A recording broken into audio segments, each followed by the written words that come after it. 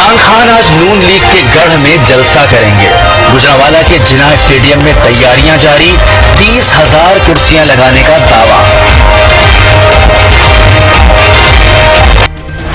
معاشی صورتحال کی غیر یقینی اور فیصلوں میں تاخیر، ڈالر نے ڈبل سنچری کر لی، اوپن مارکیٹ میں ڈالر 200 روپے کا ہو گیا۔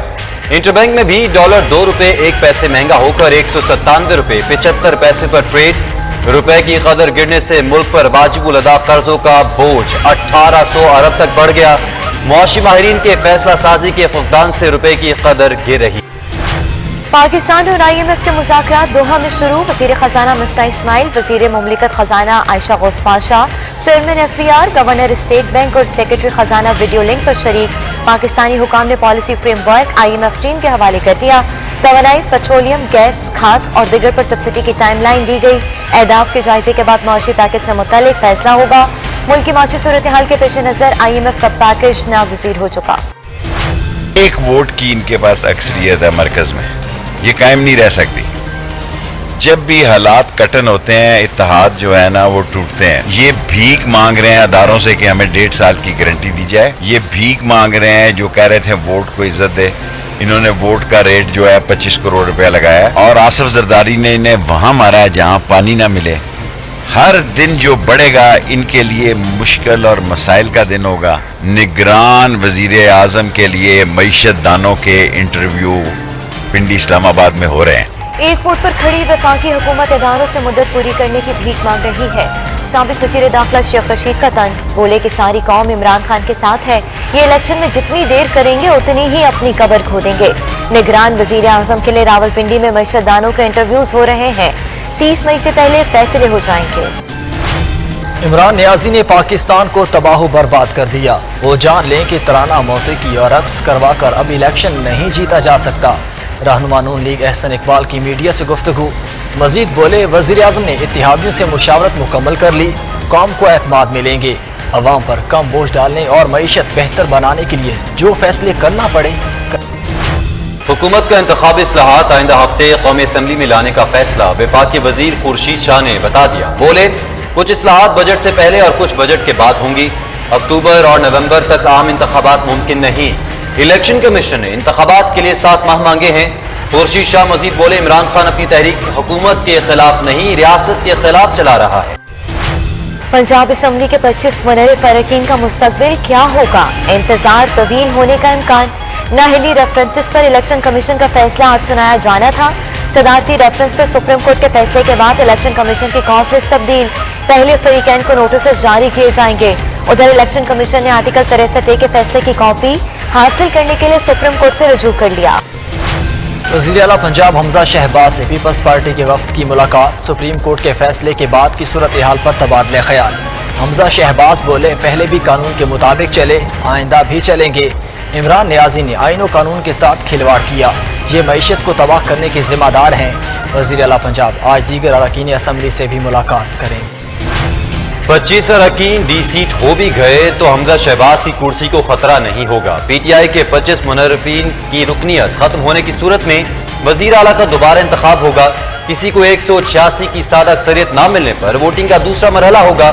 25 اراکین منفی کر کے سادہ اکثریت کے لیے 174 ووٹ درکار ہوں گے۔ نون لیگ کو 172، PTI کو 168 اراکین کی حمایت حاصل ہوگی۔ 4 آزاد اراکین وزیر اعلیٰ کے انتخاب میں کلیدی کردار ادا کریں۔ عمران خان کا فوری الیکشن کا مطالبہ مسترد، حکومت 2023 تک اپنی مدت پوری کرے گی۔ تمام اتحادی جماعتوں کے سربراہوں کا متفقہ فیصلہ، معیشت کی بحالی کے لیے فوری اقدامات اٹھانے پر اتفاق۔ صدارتی ریفرنس کے عدالتی فیصلے پر باقاعدہ رد عمل سے قبل قانونی ماہرین سے رائے لینے کا بھی فیصلہ۔ الیکشن کمیشن میں PTI ممنوعہ فنڈنگ کیس، PTI کے فائنینشل ایکسپرٹ کی الیکشن کمیشن کو بریفنگ۔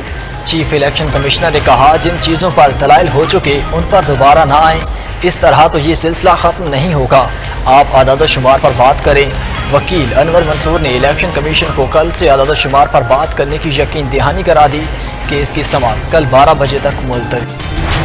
وزیر اعظم شہباز شریف کی زیر صدارت قومی ٹاسک فورس برائے انسداد پولیو کا اجلاس، وزیر اعلیٰ سندھ، وفاقی وزراء، وزیر اعظم آزاد کشمیر، صوبائی چیف سیکرٹریز اور بین الاقوامی اداروں کے نمائندگان کی شرکت۔ شرکاء کو انسداد پولیو کے حوالے سے حکمت عملی پر تفصیلی بریفنگ دی گئی۔ वजीर आजम की सरबराही में सिलेक्शन बोर्ड का इजलास भी आज होगा। ग्रेड 21 और 22 के अफसरान की तरक्की पर फैसले। सिंध में पानी के बहरान का मामला सिंध हाई कोर्ट पहुंच गया। सिंध हाई कोर्ट पानी बहरान पर दरख्वास्त 18 मई को समाअत के लिए मुकर्रर। पानी चोरी और इख्तियारात के गलत इस्तेमाल पर जुडिशल इंक्वायरी कराने का मुतालबा। मौसमियाती तब्दीली के असरात, मुल्क में आम की पैदावार में 50% कमी। आम की पैदावार कम होने पर बरामद का हदफ भी 25,000 टन कम कर दिया गया। पैकेजिंग प्रोसेसिंग लागत में इजाफे और बुलंद फ्रेट चार्जेस पर एक्सपोर्टर्स भी परेशान हैं। रवां साल आम की बरामद के लिए 1,25,000 मैट्रिक टन का हदफ मुकर्रर किया गया। रवां साल मुल्क में आम की पैदावार 9 लाख मैट्रिक टन रहने का इम्कान है। सिंध में मैट्रिक के इम्तिहानात माफिया सरगर्म। शिकारपुर में 10वीं जमात का उर्दू का पर्चा आउट, सोशल मीडिया पर वायरल हो गया। इम्तिहानी मराकज में नकल भी जारी, मोबाइल फोन्स का भी आजादाना इस्तेमाल। लाड़काना और कंबर के इम्तिहानी मराकज में भी व्हाट्सएप ग्रुप्स पर नकल का खेल जारी। नवाबशाह में उर्दू और सिंधी का पर्चा व्हाट्सएप ग्रुप्स पर दस्तयाब। दादू में भी इंग्लिश का पेपर आउट। नून लीगी सेनेटर साबिर अली शाह आलमी फोरम पर पाकिस्तान के लिए शर्मिंदगी का बायस बन गए। अक़वाम मुत्तहिदा माइग्रेशन फोरम में साबिर शाह के लिए अंग्रेजी में लिखी तकरीर पढ़ना मुश्किल हो गया। कभी अटके, कभी जुमले दोहराए, आखिर में कई पैराग्राफ छोड़ दिए।